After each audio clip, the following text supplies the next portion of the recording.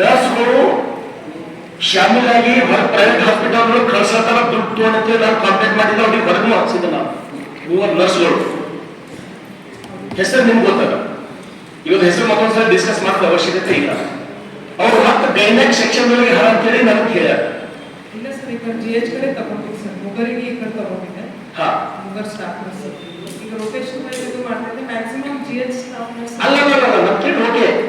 ಯಾರಿಗೆ ಮೂವರಿಗೆ ಆ ಗೈನಾಕ್ ಸೆಕ್ಷನ್ ಆ ಕಂಪ್ಲೇಂಟ್ ಬಂದ್ರು ಅವ್ರು ಪ್ರೈವೇಟ್ ಹಾಸ್ಪಿಟಲ್ ದುಡ್ಡು ತಗೊಂಡು ಅವ್ರಿಗೆ ಗರೀಬ್ ಏನ್ ರೈತರ ಹೆಣ್ಮಕ್ಳೇನ್ ಬರ್ತಾರಲ್ಲ ಅವ್ರಿಗೆ ಪ್ರೈವೇಟ್ ಹಾಸ್ಪಿಟಲ್ ಕಳ್ಸೋರಿಗೆ ಹೊರಗೆ ಹಾಕಿದ್ದೇವೆ ನಾವು ಬಿಲ್ಡಿಂಗ್ ನಾವು ಅವ್ರಿಗೆ ನೌಕರಿ ತೋರಿ. ಬಟ್ ಆ ಗೈನಾಕ್ ಸೆಕ್ಷನ್ ಮಾತ್ರ ಯಾವ ಕೊಡ್ಬೇಡ. ಇಲ್ಲ ಸರ್, ಅವ್ರಿಗೆ ಔಟ್ಸೈಡ್ ಇದೆ ಇಮ್ಯುನೈಸೇಷನ್ GH ಅಲ್ಲಿ ಯಾವುದೇ ಕಾರಣಕ್ಕೂ ಅವ್ರಿಗೆ ಕೊಡ್ಬಾರ್ದು. ಇದು ಸೀರಿಯಸ್ ಇಲ್ಲ. ಒಂದ್ ವೇಳೆ ಇಲ್ಲ ಅವ್ರು ಅಲ್ಲೇ ಬೇಡ ಯಾರ ಇನ್ಫ್ಲೂಯೆನ್ಸ್ ಮಾಡತ್ತವ್ರು ಅಂದ್ರೆ ನಾವು ಗಮನಿಸ್ತೀವಿ. ಓಕೆನಾ?